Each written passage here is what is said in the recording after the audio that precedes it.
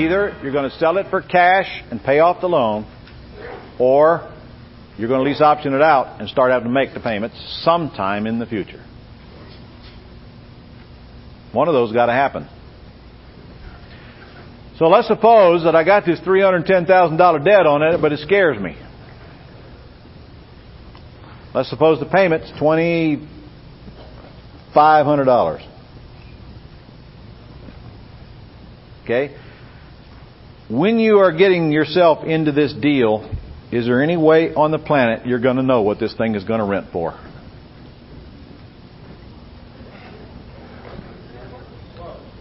Oh, you think? How are you going to know? The answer is no. You're not going to know. You're going to apply the swag theory, your best guess, and you're going to try to outsmart the market and figure out what the market's going to do, only later to determine you can't do that. You're not qualified. Every time you try to outsmart the market, it's going to come smack you. There's not a human being in this room that knows for sure what this house will rent for, because you haven't put it on the market and had customers come in and tell you what they'll pay yet. You might guess at it, and most of you will guess that it'll rent for much more than it will, because it should rent for $2,500, shouldn't it? Well, let me tell you, it's a rare occasion when a $300,000 house is going to rent for $2,500. That's not normal, that's abnormal. And don't apply this 1% rule crap. A $400,000 house will not rent for a dime more than a $300,000. Houses don't rent based on what they're worth. Houses rent based on the market around them and what they're renting for. You cannot assume that this house is going to rent for enough to cover that $2,500 debt. Now, when are you going to know for sure? When you advertise for a tenant buyer to come in, and here's the way I would do it. The last thing I would do is set the rental price. The market sets the rental price. You see, people looking at this house that want to rent it have a fair idea of what it would cost them to rent it because they've been doing their homework. So when these calls come in on this house, on this lease option ad, I'm simply going to ask them two extremely important questions. First one, how much of money you got? We don't get past that one. The other one don't count. If they call me and they got $1,000, no sense carrying on this conversation. But if they call me and they got, I don't know, minimum of $10,000, hopefully more, my next question is going to be, what's the most you can pay per month for rent until you buy it? How much do I need? The more you pay, the better deal I can give you. And if you'll tell me what you can afford, I can tell you right now whether you have a chance at buying the house or not. And by the way, you won't live long enough to get me to tell you what I want first. Now, I'm not telling him that, but he's not going to get me to name the number. What's the most you can pay? Because frankly, I'm taking offers right now. The person who can pay the most will wind up in the house. They'll tell you what they can pay. Okay, you guys know what this thing is worth now. Remember what it's worth? $400,000, right? Okay, so there's plenty of equity in it.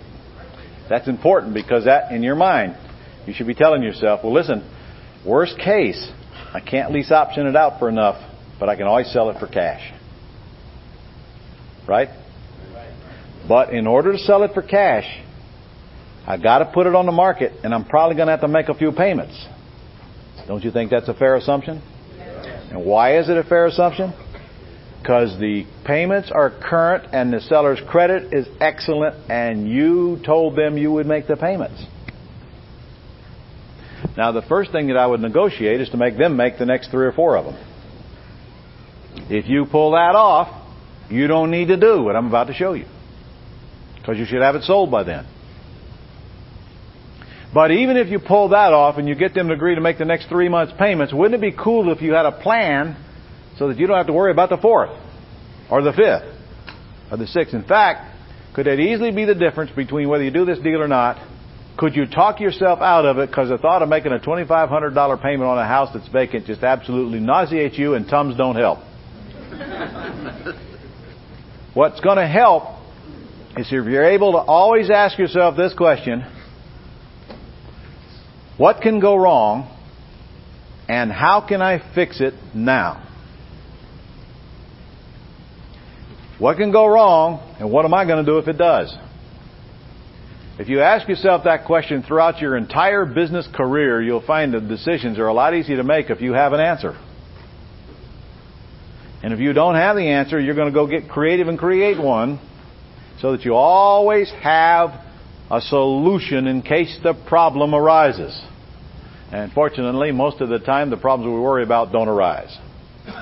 You understand the feeling of power and strength that'll give you. What could go wrong here? Things don't work out and I have to start making payments out of my pocket. So we got to fix it. Now, for you beginners, I'm telling you, the fear of making that payment is going to put you right out of this deal. Because you are not convinced that somebody is going to come along and lease option this house at any price yet, are you? Are you? No, of course you're not. How could you be? You've never done it. Never done it. I bet you guys can think back to when you were a teenager. I bet you were absolutely convinced that you were going to grow old and never get any sex.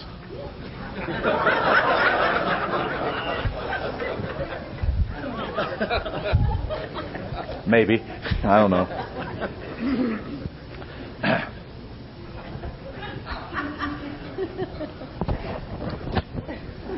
I don't think that's in the book. Different course?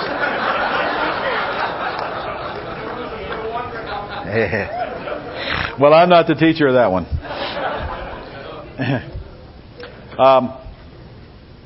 So here's what you're going to do. If your exit strategy is to cash out, great. You try to get the seller to make some payments. Gives you plenty of time to get the house sold. Remember, you own it. Seller's still going to make payments on a house you own. So let's cover that first. Who wants to be my seller? Tell you what, we'll get you a microphone here, Mr. Seller. First name is? Ed. Ed. Okay, Ed. I can buy your house today. It's not a problem. The only thing I'm going to ask you to do is for you to cover the next 3 payments, and I will pick them up starting with the 4th. Oh, wow, Ron, I can't handle that. I was hoping you were going to take it over today. Well, I am going to take it over today, Ed. I'm just not willing to take on the responsibility of the negative cash flow. If you can handle it for the next 3, you can forget about it for the rest of your life, and soon I'll get it paid off and out of your name anyway. However, if you can't handle the next 3, it's a totally different deal to me. Ed, are you telling me? Are you telling me that if I won't make the next 3 payments, we can't do business today? Well, I'll tell you, Ron, I'll make 1, but I got problems myself. That's what I'm saying. I understand. I understand. Ed, if we don't do this thing today, who will be making the second and the third one? Somebody you know? Listen, Ron, I just can't do that. I need that for something else. Maybe I'd go 2. I understand. If you list this with a realtor, will the realtor make your payments? No, probably not. I will. Starting 4 months from now. 4 months? You just told me 3 months. Well, if you make the next 3, I make the one coming in the 4th month, don't I? That's it. Well, how about 2? 2. Yeah. 2. I'll make 2. Are you saying then if I won't make the 3rd one, I should go ahead and leave? I guess, yeah. You guess? You want me to leave? No, I'd like you to take the house here. Well, I can. Do you realize that we're only $2,500 apart? How about splitting that? Make it $1,200. Isn't that fair, right? I'll tell you what, Ed. You got a garage full of antiques. You leave that, and I'll pick it up after the second one. Okay. That fair? Yeah. Okay. Got to give me some consideration for wanting to do it. Okay. Okay.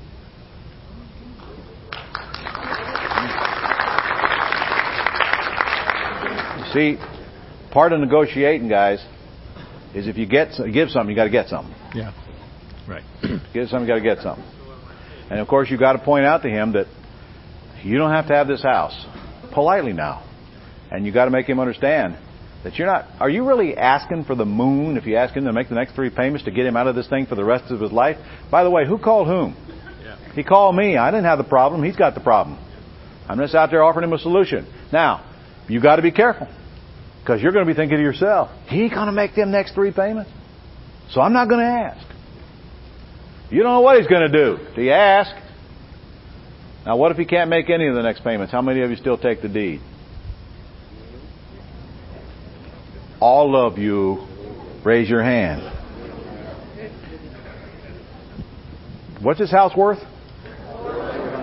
If you are not willing to take a deed on a $400,000 house with a $310,000 loan on it because of a $2,500 payment, you better come to Papa. Don't you even think about letting that deal go in the trash because of a stinking $2,500 payment.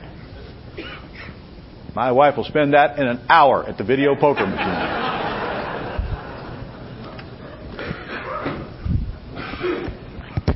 So look in your book.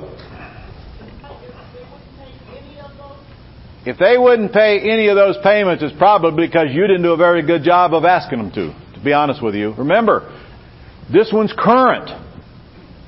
It's different when they're in foreclosure. This one's current. They've been making the payment. I got no reason to believe they can't continue to make it. I know they don't want to. Who wants to? Nobody wants to. But I'm certainly going to ask them to. I think it's extremely fair for me to ask them to make that minimal concession for me to take this massive problem off their back. Yep. Well, they have double payments or not. Yeah, same rules apply. So in other words, you're telling me if I won't make the payment, you're not going to sell me the house. Is that what you're telling me? Say yes.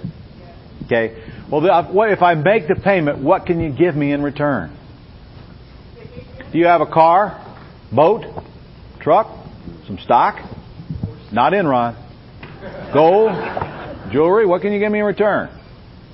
If I make the next 3 payments for $7,500, would you sign a $7,500 note making me a monthly payment on it until it's paid? You got to give me something. Yes? 3 months or until you got at least purchased. In other words, if you got at least purchased after 2 months. Let me tell you something. The last thing you need to do is be in a seller's home telling them all about your plans about how you're going to lease purchase it to a tenant buyer. Okay. You should never be having that conversation. What you intend to do with the property should never come up in your conversation. Shut up.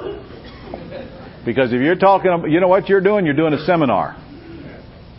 You don't need to tell them what you're going to do with the house. They don't care. If they ask, your answer is, I'm going to probably sell it. Sometimes I put tenants in it. Sometimes I sell them. I don't know yet. I'll figure that out later. All I know is this. If you'll make the next 3 payments, I'll make them from the 4th thereafter till it's cashed out and out of your life forever. And that's all they want to know. So when you get in these homes, shut up. No seminars. Hey, when I do seminars, I get credit cards. Or a house. I don't even do them. I used to, you know. Throughout all first 5 years in business, there's just no way I could contain my excitement. I would go into these sellers' homes and tell them all the stuff they could do. Not one time did any of them do any of the stuff I told them. And finally, it gradually occurred to me that they don't want to hear this crap. They just want to sign something and get you out of their house as fast as they can. Yes? Ron. On the mic. Go ahead. Just so I understand, we're getting the deed, but they have absolutely no assurance that other than our integrity, that we're going to make these payments. Is that correct? That is correct, but one thing you're forgetting. They need to get out more than they're concerned about you saving their credit or keeping their credit up. If they don't, they won't be giving you the deed. If the need to get out is not stronger than the concern about credit, they are a suspect, not a prospect. So I guess I better go through the pre-screen and language before you even get to this house, right? Have a seat. I'll deal with you. Unless it's a short question. Is it? Yes. Uh-huh. If I made these 3 payments, would you take the house for $320,000? Huh? If I made you three more payments, would you take it for 320? I'm getting it for the loan on it. What are you talking about? I'm getting it for 310.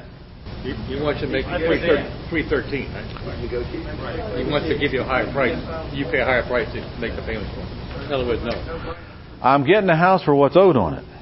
Why would I negotiate a higher price? Huh? I don't get it. I usually try to negotiate the price down, not up. That isn't what I'm buying. Now I forgot what I was...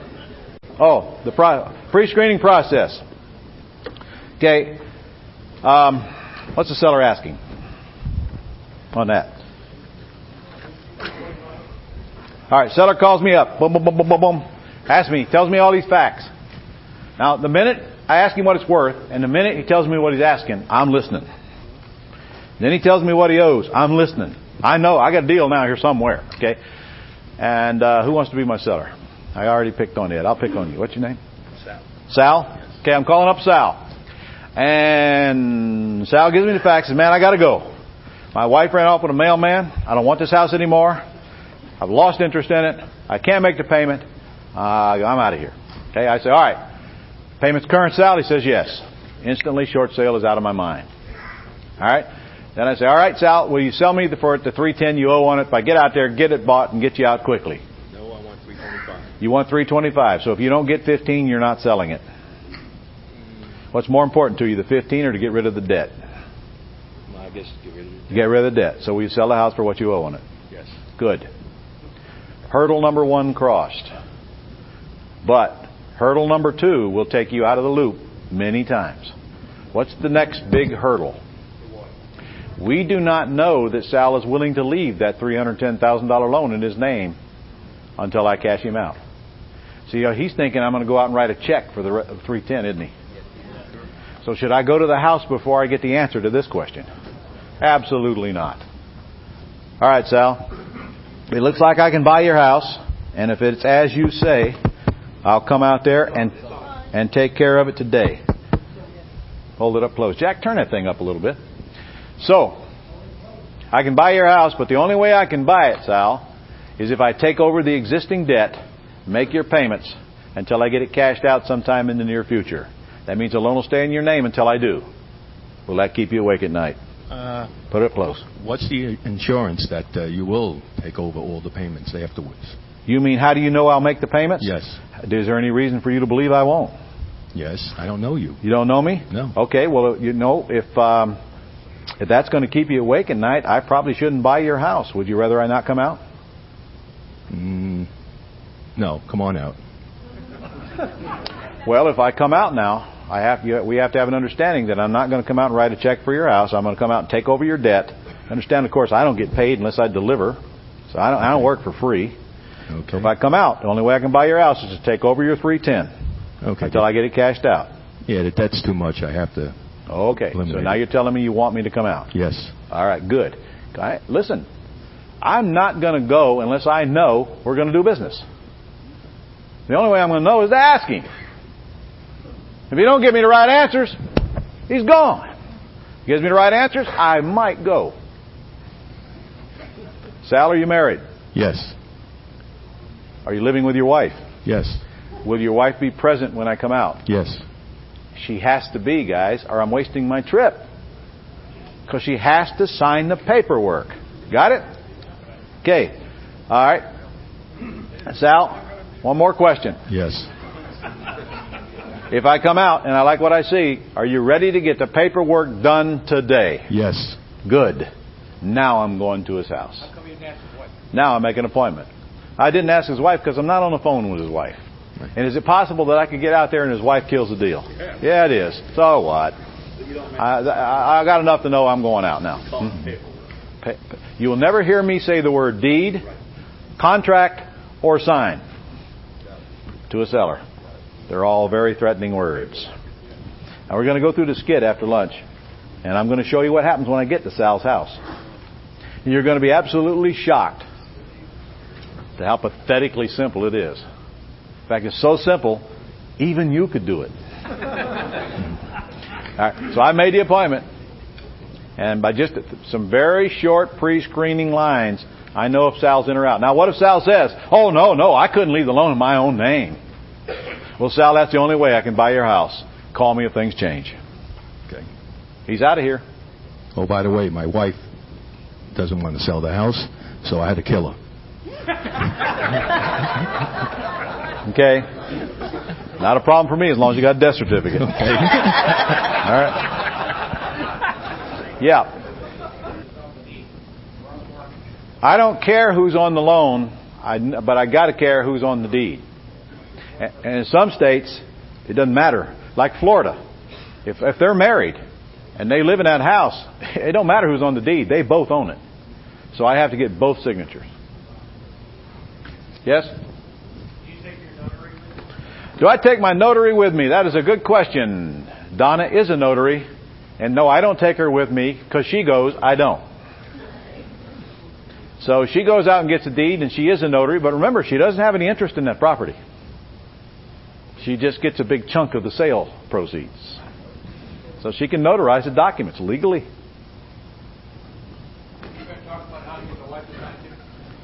I'm not going to talk about how to get the wife to sign. That's Sal's job. If he can't get the wife to sign, I don't need to be there. In fact, I'm not getting in the middle of that. If I get out to that house and his wife is a pain in the neck, I'm not going to beg anybody to do anything. I'm going to say, listen, look, it looks like you guys got issues. I'm not going to buy this house today until you guys can come to terms, because I don't want to be in the middle of your squabbles. And I will tell you, I'm going to leave. And I will only come back one more time. So you decide if when I come back, you're ready to get rid of this house. And I wouldn't take the house now if they wanted me to sign it. I'd rather leave and make them call me back rather than coercing the wife to sit down there and sign the documents. Next. Okay, pursuant to what you just said about Donna being a notary public. Yes.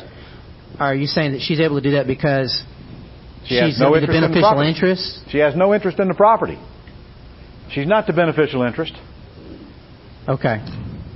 Okay. So, I mean, in other words, if we're doing it and we are a principal or we have interest in the property, you can't we would notarize have to have your a own third deal. party. Yeah. But somebody in your family can if they're not your wife. All of you should have a notary, know a notary, or know where to take them to a notary. You got to get the deed notarized. But I'm going to tell you something. If you don't have a notary, there's no notaries nearby, and you don't know where to get a notary, get the deed signed anyway. Go back and get it notarized later. You better get it signed while they're ready to sign it. They don't know it's got to be notarized to record it. As far as they're concerned, they just gave you their house because they did. And incidentally, cab drivers are notaries. Look in the yellow pages. You can call a cab driver. Some of them are notaries. They can come and notarize it for you. But I'll tell you, it's a lot easier if you just get somebody in your group to be a notary. My son-in-law is a notary. Andy's a notary. Tells you the qualifications you got to have to be a notary.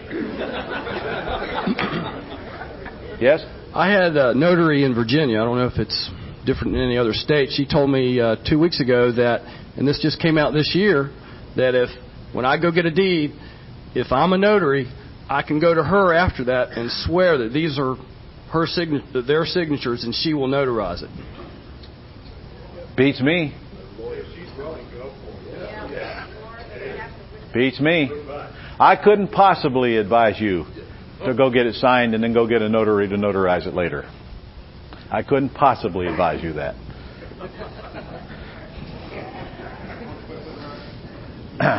All right, we got to get this plan done or we're going to be late for lunch. Look, this is very easy. I got a $2,500 payment to make. Maybe. All I got to do is find somebody who wants to get a high rate of return on their money with a small amount of investment. Okay? So I go up to somebody like Doug. I say, Doug, how'd you like to get a 25% return on some of the capital you got laying around not doing anything? How do I do that? I'll tell you. Here's the deal. I got this house that I just bought. It's got a lot of equity in it. And I'm going to turn it around and sell it. Might lease option it. Payment's $2,500 a month. If you'll write a check for $2,500, every month those payments come due, when I sell the house, I'll give you $2,500 back plus 25% of every payment you make. Sounds pretty good. Is that fair? Sure. So he gets $2,500 plus $750, no, plus $650, $6.25 for every payment he makes. It's a pretty good return on Doug's money. Small investment, huge return. Don't take people with a lot of money to do that, does it? So every month that I need him to write a check, I'll have him write that $2,500 check, and I'll give him back $3,125 for every one of them he writes as soon as I sell this house and cash out of all this equity and keep the difference. It really is that simple. Now, there's a couple questions. For example, well, how long is he going to be making payments before he don't want to do it anymore? Well, the bigger question is how long is it going to take you to sell this house? Because if you're cashing out, he better not be making more than a handful of payments, right? Okay. Well, okay. I'll tell you. What if he asks me? Well, all right, Doug. I'll tell you what. How many do you want to make before you don't want to do it anymore? Whatever the answer is. How about 6? Okay, 6.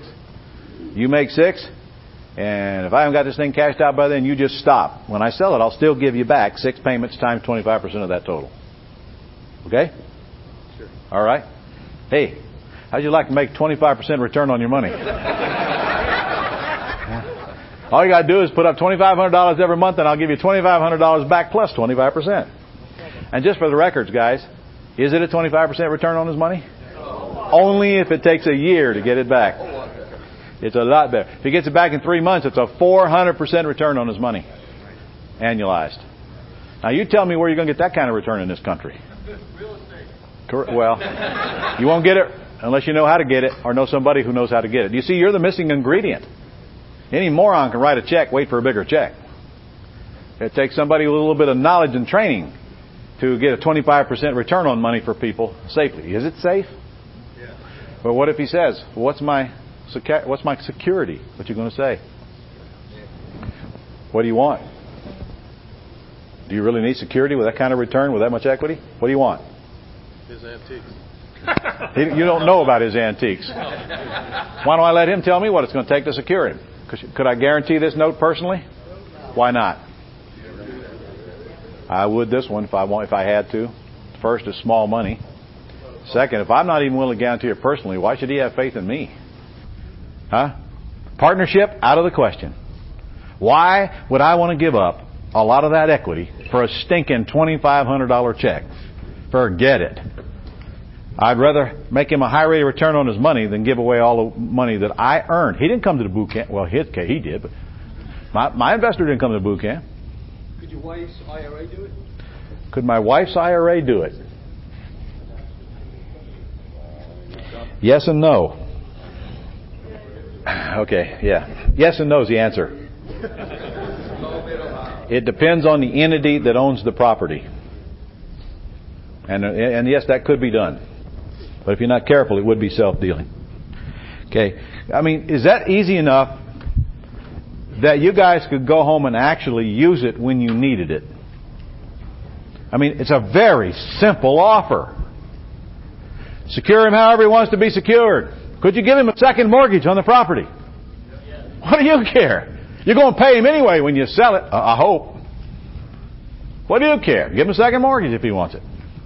Secure it against the property. Whatever it takes. Truthfully, for most of you, he won't even ask for any collateral. He just trusts you're going to pay him back. And if he does trust you're going to pay him back, should you pay him back? Should you pay him back even if the deal goes sour? Yes. Okay, it's 12:15. You remember the survey of the 15 leads he got over here from Pat Live? He said 7 are suspects, 7 are prospects. Bo said 11 are prospects, 3 are suspects. Obviously, Bo sees opportunity in some that he doesn't. Would that be normal? Okay. That means by taking those sheets, half of them are worth following up on according to him, and 11 of them are worth following up on according to Bo, out of 15. Pretty good ratio. Just think, that's 15 leads. Incidentally, how long period of time did that 15 leads come in over? 2 or 3 days? And what did you do to generate the leads?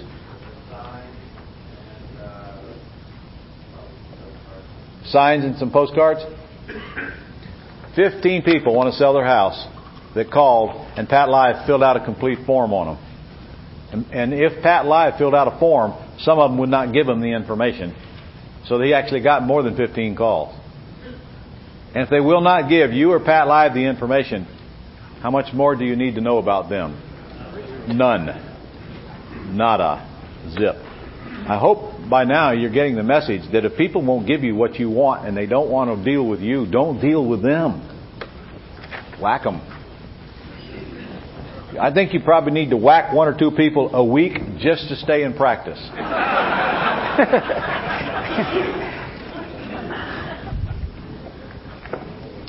Page 276. We've already went over, I think, what's the best signs when it's time to get the deed. I'll tell you this much. Anybody that's been at this for more than a few months, know, get the deed, figure out the rest later, as long as you don't make promises. We're going to go through that process. Before we do, look at 277 and look at that new page that I created that you might want to pull out of there and put on your wall at home. Never make promises you can't keep. Get it in writing that you didn't make any. What do we call that? CYA letter. Correct. If you tell it like it is and don't lie to get your way, you'll then be doing business only with people who wish to deal with you, and you won't have to remember whom you lied to last. There's really no reason for you guys trying to influence people by feeding them a line of whoppers. In fact, I'd rather go the other side. Do everything you can to chase them off. And then if they still want to deal with you, they're mighty easy to do business with. So what we sometimes forget about is that the emotional stress that the party is under, we're trying to help. And we keep on trying to think for them and trying to make decisions for them. And you don't have the right nor the power to do that. You don't have their stress. You're not making that payment. And quite often you'll find that they got problems they're not even discussing with you. Just buy their house or don't. Pass or play. It's better to lose a deal than your integrity or a court battle. I thought that was kind of cute. You know what I discovered about deals? Every time one gets away, there's another one, a better one, right behind it. And I've never lost a deal that a better one didn't come along shortly thereafter. For some reason, it's the ones that you force are the ones that don't work. The ones that you've got to force to make happen just always will come back and bite you. So in other words, no matter how good of a chef you are, you still can't make chicken salad out of chicken shit. Is that Amen. what you're saying? Very well said. See, there's a quote you can write. I'll give you a C on tactic, but as far as words, yeah, very good. All right, I need a couple. A couple. That would be man and wife. Come on down. Well, they're coming, which is a representation of their own kitchen. Let's go through some very easy documents in this book right here. In fact, if you'll look on page 276, you'll see a list of what you got to get when you go. Get signed when you go in their home. Now watch me, guys. Here's how this works. If you've got a briefcase, you leave it in the car. If you've got a calculator, if you've got anything electronic, you leave it in the car.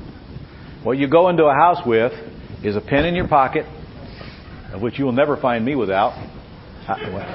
When I'm diving, I got something to write with. Even if I don't have a pocket, I got one down here. And a manila folder. Or actually, if you want to get really sexy, you could have a colored folder. I don't care. Inside the folder, you have the documents that are right in front of you. Now, of course, if it's a folder, it ought to be a legal size so you don't have them sticking out like that. But you know what? I don't care. This just makes you look sloppy just like them. I don't care. Now, In this folder are those docs. Right there. Blank. Not filled out. Blank. So how many of these folders should you go home and prepare? You should never leave home without it. Because you never know when you're going to get a call to go get a deed. And you will quickly discover if you don't go get deed, the next person they call will.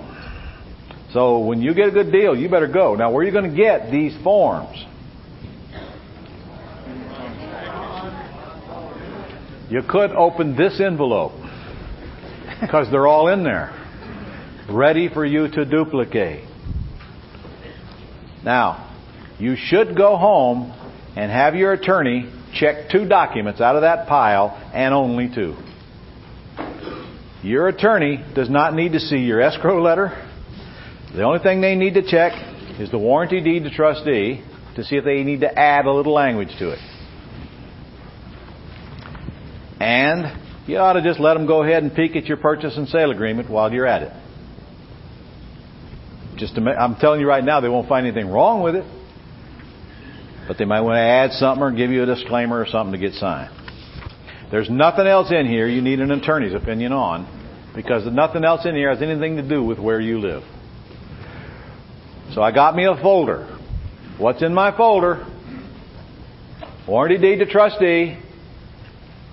You got it in front of you? You got your envelope?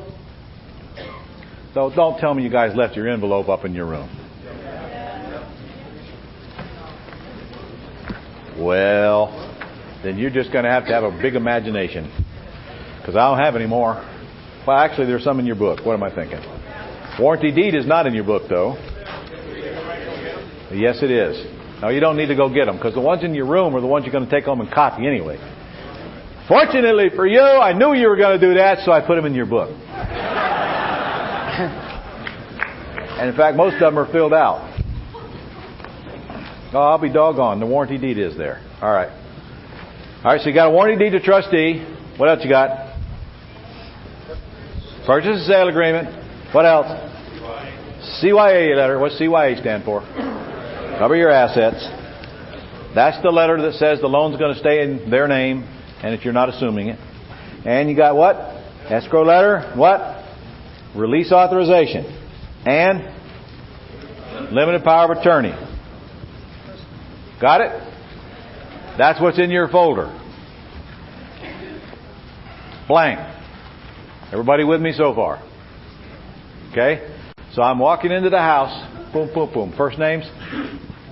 Lynette and Brian. Okay, thank you. All right, here's how it goes. Incidentally, warranty deed goes on top. First thing I want them to sign. I don't care what comes second. And I don't care what order after that. First thing that comes out is warranty deed to trustee. When that warranty deed is signed and recorded, you have formed a land trust. Notice the trust agreement is nowhere in my envelope here. You've got a trust agreement in here, guys. It's in your envelope. It's in your big envelope. But don't be taking it in anybody's house. In fact, I don't care. You just leave this at home. You won't need this anytime in the field. And maybe never. All right. So what's in my envelope? Deed. Purchase and sale agreement. Escrow letter. CYA letter. Power of attorney. And authorization to release. So I made an appointment. And here we are. Knocking on the door. Come on in. Oh, hi. I'm Ron. Brian. Brian? Lynette. Lynette, nice to meet you guys. Can I just come in? Take a look around? Sure. No naked bodies or dogs or anything? Dogs. Okay. So I walk in her house, and I walk around, look at the house. The last thing I'm going to do is criticize their house. If it smells like cat pee, I'm not going to tell them that. Walk around, I look at the bedrooms, look at the bathrooms, look at the kitchen, look at the bedrooms, bathroom, kitchen. Boring. Yep. Same old house. It's got walls, ceiling, and floor. Got carpet. Looks like a house. Looks okay to me. Okay? You guys ready to get the paperwork done? Sure. All right. Or maybe I should bring a house inspector and let him go up in the attic and all that crap. Ready to get paperwork done? Okay. Take them to the kitchen table, not the living room. I want to do business on a table you can sit at so they can sign. And I want them across from me. I don't want them on either side of me exchanging signals back and forth. I want to look at them. I want them looking at me. I want them side by side at the kitchen table. And if the kitchen table's full of stuff, just go in there and rake it all off and sit down at the kitchen table. No, don't do that. You got to sit at the kitchen table. You got to go somewhere where there's a table where they can sit across from you. Okay, guys. As I said on the phone, you know that I can take over your loan and start making payments as soon as we can agree. I got the paperwork right here to make it happen right now. You owe $110,000. If you transfer ownership to me today, I'm going to ask you to start making the payments in 3 months. I'm going to make the payments in 3 months. I'm going to ask you to make the next couple, and then you can forget about the house till you find out that it's paid off. Any questions about that? How are you paying it off? I'll probably wind up selling it. Sooner or later, I'll get a buyer in there to qualify for a loan, and your loan will be paid off. And in the meantime, that loan is still sitting out there with our name on it? That loan will stay out there in your name, and it'll stay on your credit report until it gets paid off, and then it'll show a zero balance. So this potentially could wreck my credit if it goes bad? If I don't make your payments, your credit will suffer. Do you have anything to say, honey?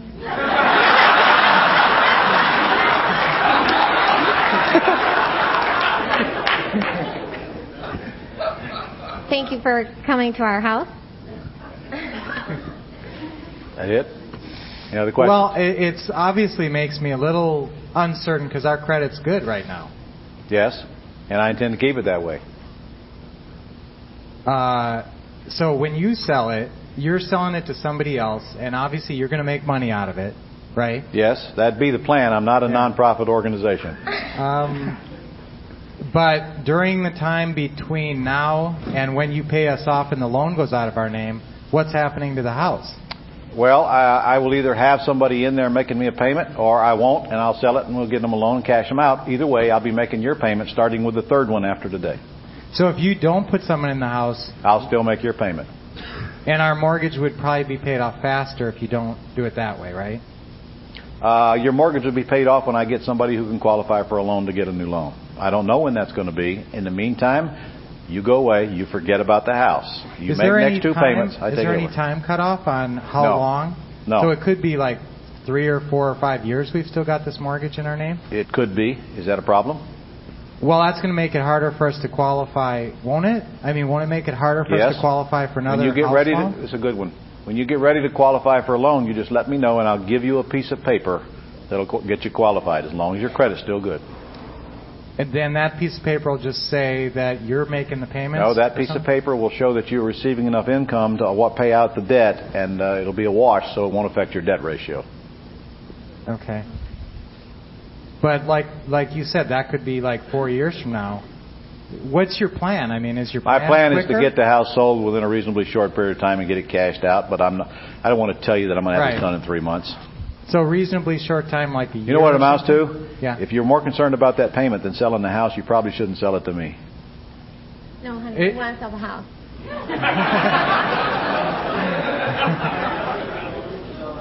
All right, well, you want to get the paperwork done now then? Yeah, I guess we do. You sure? We're sure. We're not going to get a divorce over this, are we? She really wants to move on, and I just want to make sure we do it smart. I understand, and I don't blame you. Okay. Okay? I make you promises, I'll keep them. Expect you to do the same for me. Fair enough? Yes. Good. Yep. This is the piece of paper that transfers ownership from you to me. I'll need your okay right there where it says seal.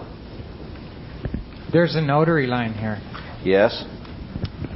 Do we just ignore that, or are you? Well, that would not be of your concern. I'll either get a notary to come back and see you, or ask you to come see one, or I got one sitting right here, whatever the case may be. Okay. All right. Right there. Okay, got it. All right. Thank you. So now you own the house just off that piece of paper, then? Are you asking this as a student or as a seller? No, seriously. As a seller. Seller never asked me that question in their entire lives. And in fact, I never had one ask all the other stupid questions you already asked. But I'll play the game if that's the way you want to do it. All right? Now, when he hands this back to me, I own their house? Do I have to have it notarized before I own their house? No. I have to have it notarized before I record it, but I still own their house. Okay. This piece of paper transfers ownership, just like I said. Do you notice I didn't try to explain to them what all this crap was?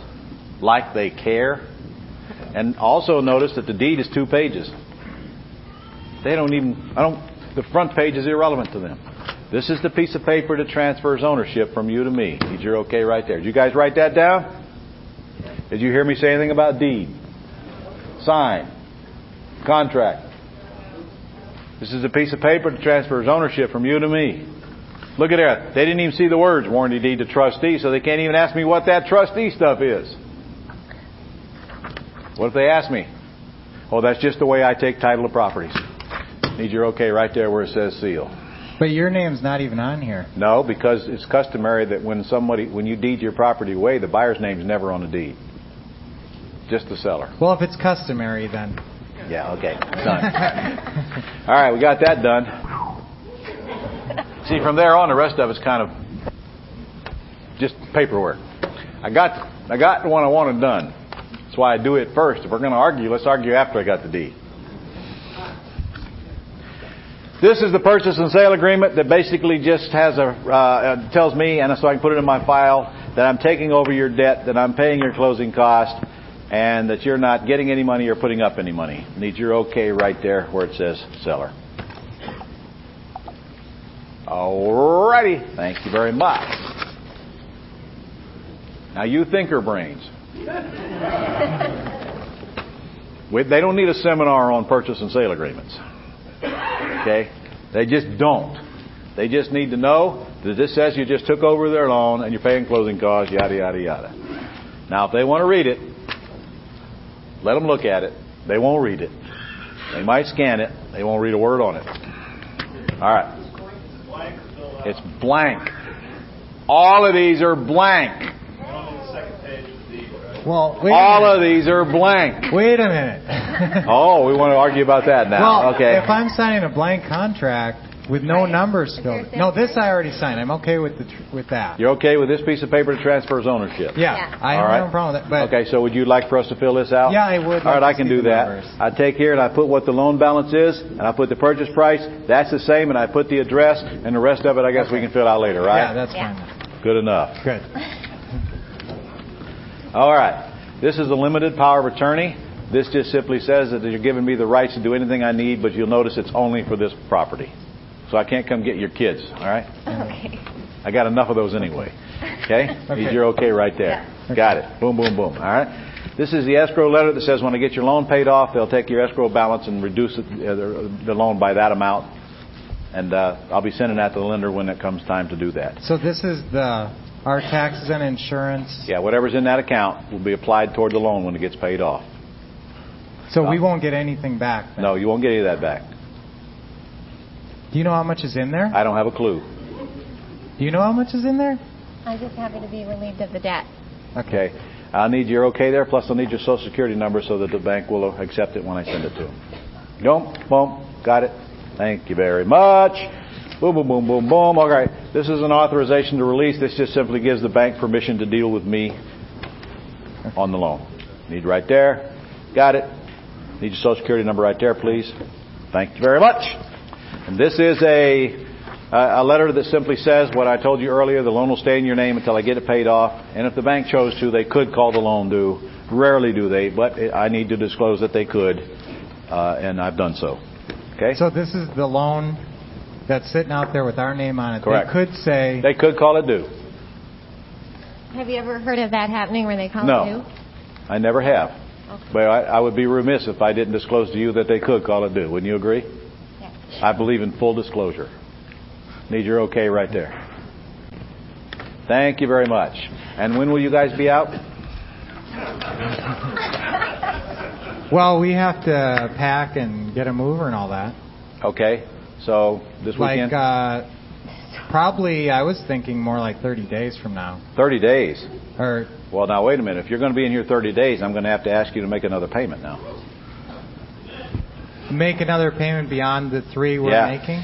Yeah, I was assuming you're going to get out right away. If you want to stay 30, it's okay as long as you don't mind paying that payment. So we would make 4 payments, but we would have 30 more days to get out. Correct. Is that what you want to do? Yeah, I think I want 30 days. All right. Well, then I happen to have another addendum here that we're probably going to need to get filled out. It's called the occupancy addendum, which is located in this manual on page 293. Okay. This addendum says that you'll be out within 30 days, and if you're not out within 30 days, then you will pay me $50 a day. And if you're not out within 40 days, I'll have to treat you as a tenant in sufferance. And I know you're not going to. I know that's not a problem, but you got to understand sometimes when people tell me they're going to get out, they don't keep their word. And I'm sitting here making payments on a house that somebody's occupying, and I know you're not going to do that. But my experience tells me I like to have a written agreement so we don't have any confrontations in the future. Wouldn't you agree? Yes. Okay. You're okay right there. Well, now during those 30 days, though. Yeah. You're talking about like putting someone in the house. No, Are people going to be coming? Not. No. I will not show the house while you're in it. Really? Or do you think I should? Well, would you like for me to? I don't have a big problem with it, as long as. I'll tell you what. You let me send some prospective buyers over here while you're in it, assuming you're going to get it crystal clean now and keep it that way. Right. If I sell the house while you're in it, I'll throw another $1,000 at you when we close. Wow. Would you like that? That sounds good. So this, There? and for the 1,000, all we have to do is just, make the house available to show. Yeah, I wouldn't surprise you. We'll call you and let you know when they're coming. I'll send people by the outside, so when you see people gawking at the house, don't worry about it. And when they want to get in, I'll call you and let you know that they're coming. And then when you show the house, you don't talk money. Just tell them you're a tenant, and just tell them everything you know about the house, and tell them to call me. And then let me know when you've shown it, will you? Let me know. And I'll follow up, and if I sell it, I'll give you $1,000. So should we tell the people anything, or talk to them, or show them around? Just to answer any questions they want to know about the house. Okay. I don't know, because people walking through the house, you always, you don't know if you trust them, or should we walk around with them the whole time, or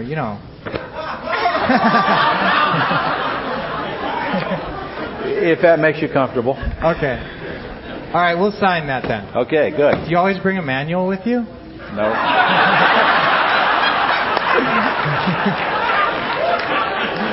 No, but there's always a smart-ass student in every class.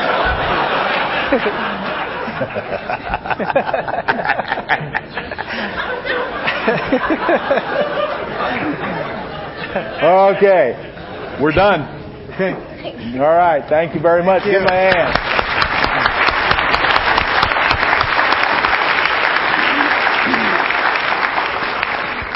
Good job.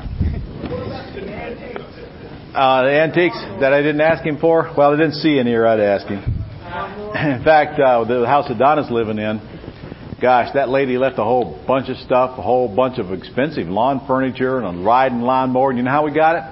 We just simply said, listen, if you don't want to take all this stuff with you, don't worry about it. Just leave it here. We'll handle it. She said, would you do that? Yeah, we know what it's like to move and have to move all this stuff. All right. Can you guys do what I just did? Yeah. What if you'd screw it up? You'll still get the deed. If you're in the right room, even if you make a mess of it, you're still going to get the deed. Jeff, when you started, did this scare you when you started? Absolutely, it did. Yep. I can tell you that conversations like that, where you were giving a lot of objections, very rarely happen. Here's the other thing. When you're dealing in pre-foreclosures, you get none of that. No, you don't. None of that. Honestly, you can do that over the phone. You stuff paper in front of them and just tell them where to sign.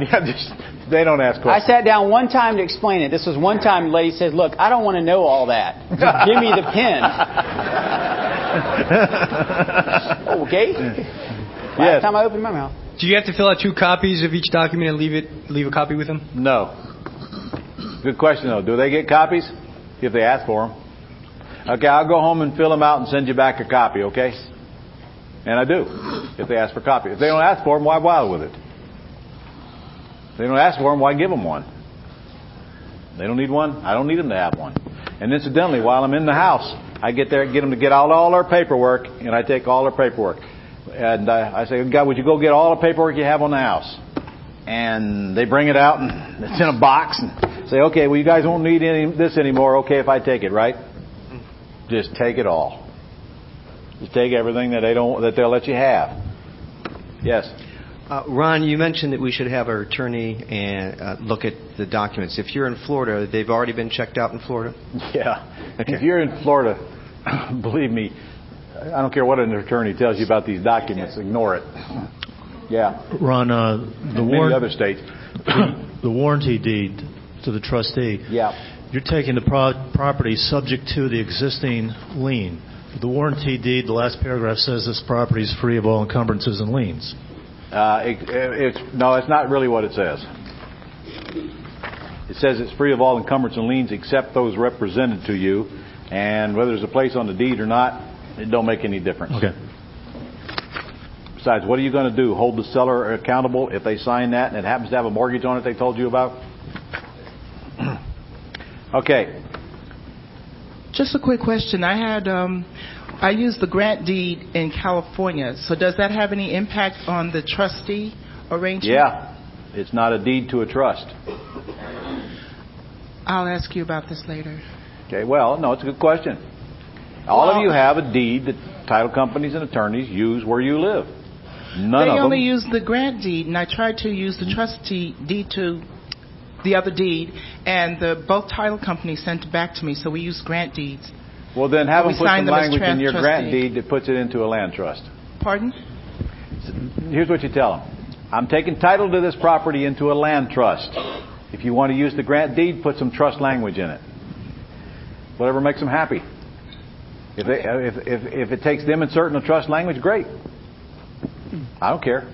Just so you guys know that when you're doing this business and you're going back to your town to start raring up and buying houses, make sure that you get an attorney that can understand this, because that's one of the most important parts of your dream team. I ended up taking my attorney to go see Lou Brown, which I don't know how many people know Lou Brown, but I paid for the Well, he's event. coming tonight.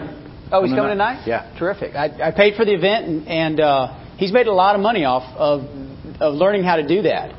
But there's different nuances in every state. If you don't understand them leaving the room today, don't sweat it, because that's a technical question you should get from your attorney. In North Carolina, what we used to do was a general warranty deed, and then we would have an affidavit of land trust. So there's more than one way to skin a cat, but let an attorney tell you. Don't think that you've got to know every single document, because you get some professional help. Let me put it to you this way. You get these documents signed that's in your envelope right there, and you're going to own this house. You're safe. Regardless of what attorney tells you he'd like to change the language. You're going to own the house in all 50 states.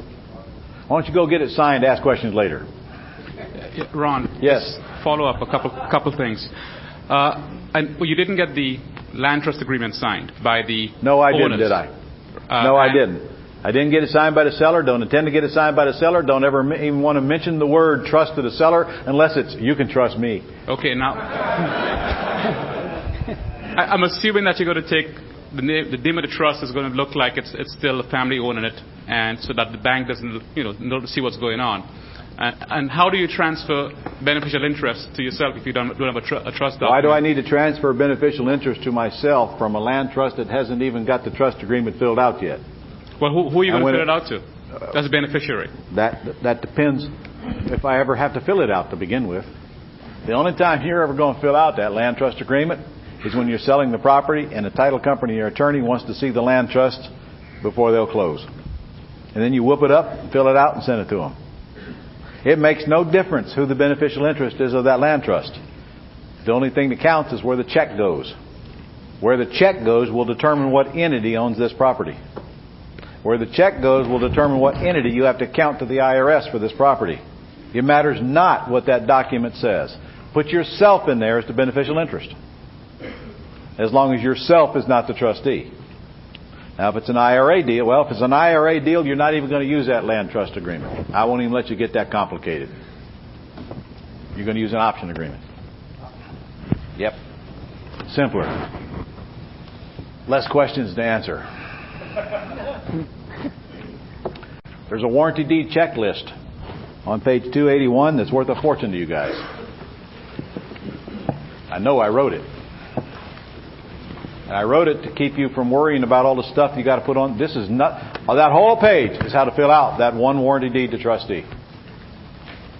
That whole page, that's all it is that warranty deed to trustee. So I'm assuming that you can read that page and get that information. And that applies to this one piece of paper, warranty deed to trustee. Yes? Ron, when do you record what? It's we're getting to that today. It's in your book. Okay. You leaf back a few pages and you'll see that. We're going to cover it. Yes? Ron, just wondering what happened to the $10 in the last transaction? Which transaction? At the kitchen I got table. the deed. I don't need $10. Okay. I need $10 when I'm going to agree on an agreement, purchase and sale agreement. Okay. All you need to make a contract valid is consideration. Doesn't have to be money. It could be love and affection. I love you, man. The fact that you're agreeing to buy the property is all the consideration you need. Besides, I got the deed, guys. And we're never going to go to court and fight over a purchase and sale agreement. I own the house. Those two pieces of paper right there will make you a fortune. And it's amazing how a piece of white, worthless paper with a little black ink on it, how big of a difference that can make in your financial future. Please notice, warranty deed is 2 pages. You do not copy this front and back. This you do just like it is. When you record it, they won't record stuff on the back anyway. But think about it. Look at your warranty deed to trustee. You'll notice there's nothing on the signature page but the signature. If you screw up the first page, what do? Wad it up and create another one. You don't have to go back and get it signed again. Ron, is there a way to do this if the owners are actually out of town? If you can't drive over to their home, can you do it by mail? I do it all the time. Yeah, we send them these documents and put an X where we want them signed. You probably should fill in at least the address of the legal if you're going to do that, to avoid the risk of them coming back and say, I'm not going to sign blank documents and send them back. See, if I'm sitting in their living room and they pull out their paperwork, it's got the legal description right on it. I can always sit there with a pen and write the legal description right there in that spot to appease them. They don't have to be printed. Everybody following that? It's just as legal handwritten, as long as it's the right legal description. And then, get this, if I choose to, can I go home and type up a pretty one? Because the signature is on the second page. You're not getting it, are you? Okay. Yes? It would be a good idea to say, listen, would you have all the paperwork ready before I arrive? That is a good idea. Yeah. I don't know where my documents to my home are, come to think about it. Good news is, the important ones are on public record anyway.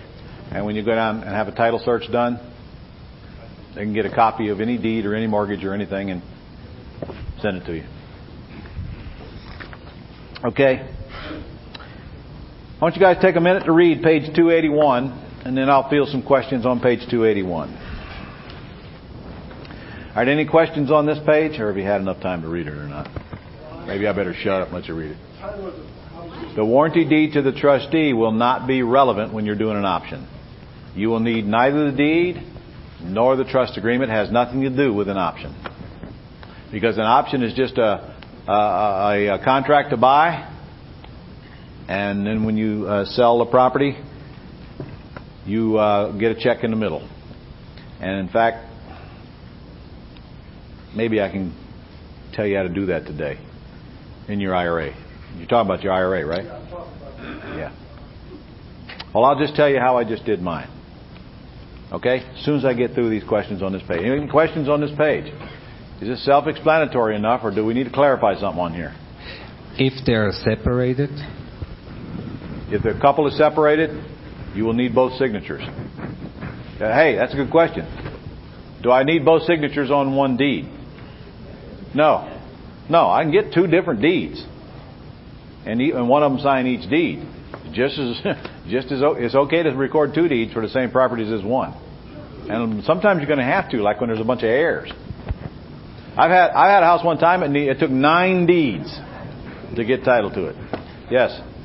How many times have you gone back and found when you checked the title that the mother co-signed with them, and you had to get her to sign off? Co-signing alone has nothing to do with ownership of a property. Okay. You do not need mom's signature because she co-signed the loan. Again, mortgage and note is a lien against property, does not affect ownership of property. Ownership is all you're getting in here.